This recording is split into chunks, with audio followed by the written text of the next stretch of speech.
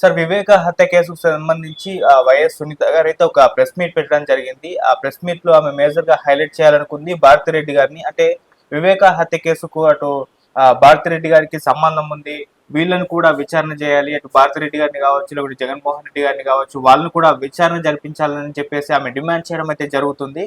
So మరి ఈ అంశాన్ని ఏ విధంగా చూడాలి? వైఎస్ సునీత గారిని నా ప్రెస్ మీట్ పెట్టి ఏ విషయాలు మాట్లాడారు? మరి ఈ కేసుకు అటు భారతిరెడ్డి గారికి నిజంగా సంబంధం ఉందంటారా? అసలు కామెంట్స్ ఏ విధంగా చూడాలంటారు సార్? దీనికి సంబంధించి మీరు ఏం చెప్తారు? కోర్టులు, సిబిఐ ఈ రెండు కూడా తేల్చేసాయి. ఇప్పటి వరకు 8 మంది మాత్రమే దాంట్లో ముద్దాయిలు ఉన్నారు.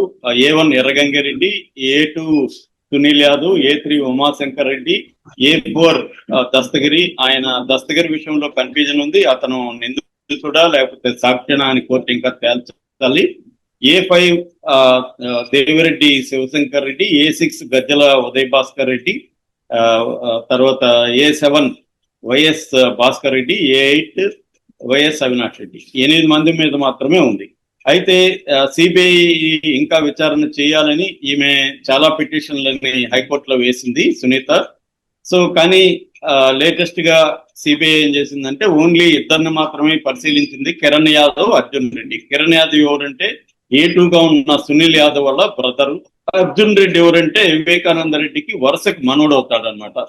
వీళ్ళిద్దరి మధ్య టెలిఫోనిక్ కాన్వర్జేషన్ జరిగింది ఆ రోజు.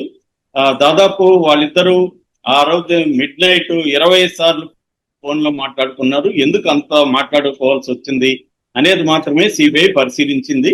సిబిఐ పరిశీలించి 3వ సప్లిమెంటరీ ఛార్జ్ షీట్ ను కూడా సుప్రీంకోర్టుకి సబ్మిట్ చేసేసింది.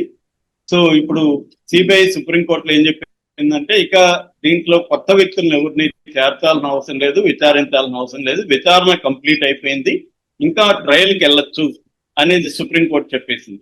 సో సుప్రీంకోర్టులో సునీత తరఫున సిద్ధార్థ లోత్రా ఆర్గ్యూ చేస్తూ లేదు దీన్ని ఇంకా విచారించాలి, ఇదంతా కూడా పాత్రదారులే ఉన్నారు ఇప్పటి వరకు, సూత్రధారులు వేరే ఉన్నారు, వెనకాల చంపించిన వాళ్ళు వేరే ఉన్నారు, వాళ్ళని కూడా విచారించాలి అనేది సుప్రీంకోర్టుకి చెప్తే సుప్రీంకోర్టు ద్విసభ్య ధర్మాసనం ఆ వాదంతో ఏకీభించలేదు. సునీత వేసిన పిటిషన్లు అన్నింటినీ కొట్టేసి సిబిఐకి 4 వారాలు గడువిచ్చి దీనికి సంబంధించిన కంప్లీట్ డాక్యుమెంట్స్ అన్ని కూడా అంటే ఎఫ్ఐఆర్ దగ్గర నుంచి, ఛార్జ్ షీట్ల దగ్గర నుంచి, సాక్షుల వాంగ్మూలాల దగ్గర నుంచి, డాక్యుమెంటల్ ఎవిడెన్స్ దగ్గర నుంచి కంప్లీట్ గా ఇవన్నీ కూడా నిందితులు 8 మందికి అప్పగించాలి, దీనికి 4 వారాలు గడువిస్తున్నాం అని చెప్పింది. మరోవైపు CBI court, trial court, Hyderabad CBI కోర్టుకి కూడా గైడెన్స్ ఇచ్చింది. దీన్ని త్వరగా మీరు ట్రయల్ స్టార్ట్ చేసి త్వరగా ముగించండి ఈ కేసుని, ఇప్పటికే 7 ఏళ్ళు అయిపోయింది అనేది కోర్టు చెప్పింది. అంటే ఇక్కడ సిబిఐకి సునీతకు మధ్య ఒక వారు మొదలైనట్టుగా మనకు కనబడుతుంది. ఇది ఒక విచిత్రమైన పరిణామంగా కూడా చెప్పుకోవచ్చు. సో ఈ నేపథ్యంలో ఆమె నిన్న, ఎందుకంటే ఆయన చనిపోయింది ఎప్పుడు వివేకానంద రెడ్డి మార్చి 15, 2019.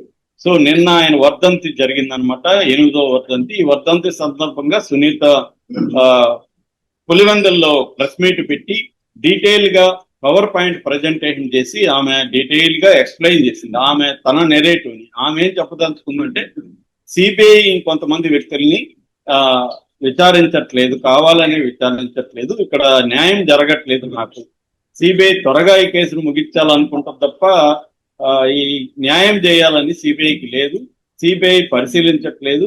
యాక్చువల్ గా ఇది గుండెపోటని ఫస్ట్ చేసింది సాక్షి 7 గంటల 13 నిమిషాలకు తెల్లారితో సాక్షిలో వచ్చింది.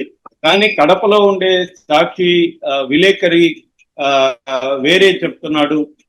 ఇక్కడ శ్రీనివాస్ అబ్బాయి పేరు, ఆ శ్రీనివాస్ చెప్పిన దానికి, ఎందుకంటే లోకల్ విలేకరి చెప్తేనే కదా గుండెపోటని రావాలి, కానీ లోకల్ అది రాలేదు. అట్లాగే 7:12 నిమిషాలకి ఈ కిరణ్ యాదవ్ వివేకా సార్ డైడ్ అని ఒక మెసేజ్ పోయింది. ఇది పోయినాక 1 మినిట్ తర్వాతనే అక్కడ సాక్షులు వచ్చింది అని ఇలాగా చాలా టెక్నికల్ విషయాలు అని చెప్పింది. ఆమె చెప్పిన వాటిలో క్లియర్ గా ఏంటంటే ఇది భారతిరెడ్డికి జగన్ కి సంబంధం ఉంది, వాళ్ళిద్దరినీ కూడా నిందితులుగా చేర్చి సిబిఐ విచారించాలి అనేది ఆమె ఎసెన్స్ అనమాట. ఆమె మొత్తంగా చెప్పింది ఏంటంటే సాక్షుల వాంగ్మూలాలు కావచ్చు, కాల్ రికార్డ్స్ కావచ్చు, సంఘటనల క్రమం కావచ్చు, ఇవన్నీ కానీ మనం పరిశీలిస్తే క్లియర్ గా సిబిఐ జగన్ ని భారతిరెడ్డిని విచారించాలి, వాళ్ళిద్దరిని విచారిస్తే వాళ్ళిద్దరు రోల్ అనేది తెలుస్తుంది అనేది ఆమె వాదనగా మనకు కనబడుతుంది. ఆమె ఎక్కువగా భారతిరెడ్డిని స్ట్రెస్ చేస్తుంది, ఎందుకంటే భారతిరెడ్డి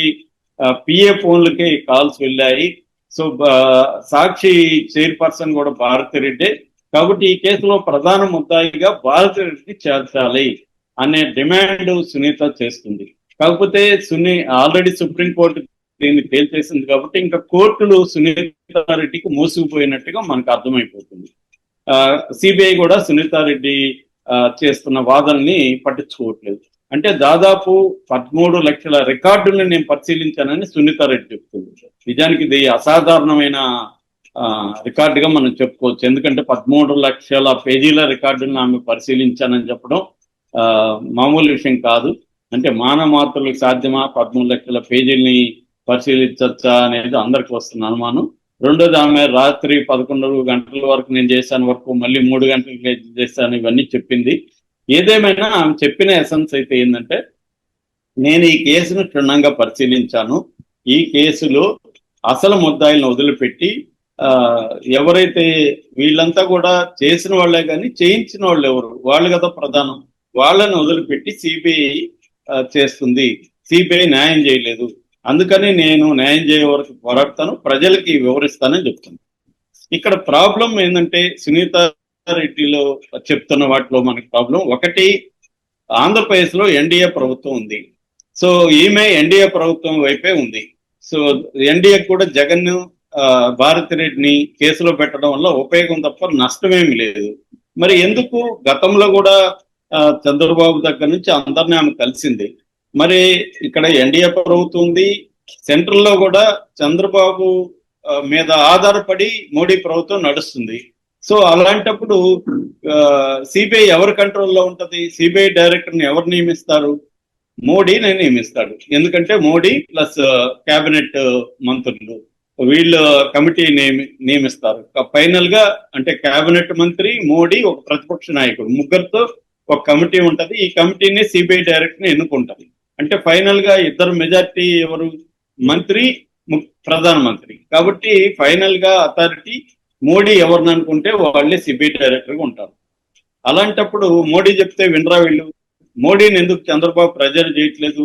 సో ఇక్కడ అనేక అనుమానాలు వస్తున్నాయి.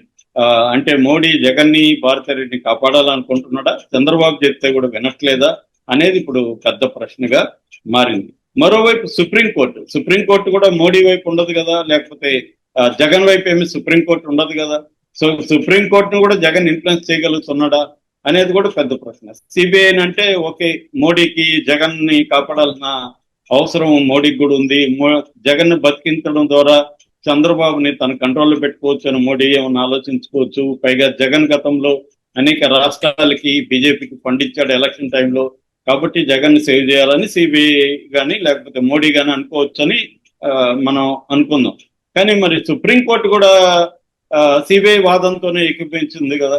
అంటే ఇక్కడ మరి సునీత ఏం చేయాలనుకుంటుంది? ప్రజా కోర్టులోనే తేల్చుకోవాలనుకుంటుందో. దానివల్ల సునీతకు వచ్చే ఉపయోగం ఏంటి అంటే, జగన్ భారతిరెడ్డి చంపించారని జనంలోకి తీసుకెళ్లి మీరు నమ్మండి అని చెప్పడానికి మాత్రమే సునీత నెరేటివ్ ఉపయోగపడుతున్నట్టుగా మనకు అర్థమవుతుంది. లేదా ఫ్రస్ట్రేషన్ తో నీకు వేరే మార్గం లేనప్పుడు నేనేం చేయాలి, నా వాదన ప్రజల్లోకి తీసుకెళ్తాను అన్న ఉద్దేశం కనబడుతుంది. ఏదేమైనా జగన్ కి భారతిరెడ్డికి అయితే ఇది పెద్ద ఊరట అని చెప్పాలి. వాళ్ళిద్దరిని అయితే సిబిఐ ఇంకా పట్టించుకోలేదు. ఇప్పుడు నేను చెప్పిన 8 మందితో మాత్రమే ఇది లింక్ అయింది. అట్లాగే ముందస్తు బెయిల్ క్యాన్సిల్ చేయాలనుకున్న సునీతారెడ్డి ప్లాన్ కూడా ఇదైంది. సో ఓవరాల్ గా సునీతారెడ్డికే ఇది షాకు. కాకపోతే దీన్ని పొలిటికల్ గా జగన్ కామ్ చేయడానికి మాత్రం ఈమె ఉపయోగించుకోబోతున్నట్టు, ఎలక్షన్ల వరకు కూడా దీన్ని లైవ్ లో పెట్టి ఉపయోగించుకునే అవకాశాలు అయితే కనిపిస్తున్నాయి. కానీ జనం దీన్ని పెద్దగా పట్టించుకోవడం మానేశారు. నిజానికి ఇప్పుడు జగనాలకి అవసరం లేని టాపిక్ అయిపోయింది. కాకపోతే ఇది ఎంతవరకు సునీతారెడ్డికి ఈ విషయంలో హెల్ప్ జరుగుతుంది అనేది చూడాలి. Okay sir, thank you so much sir.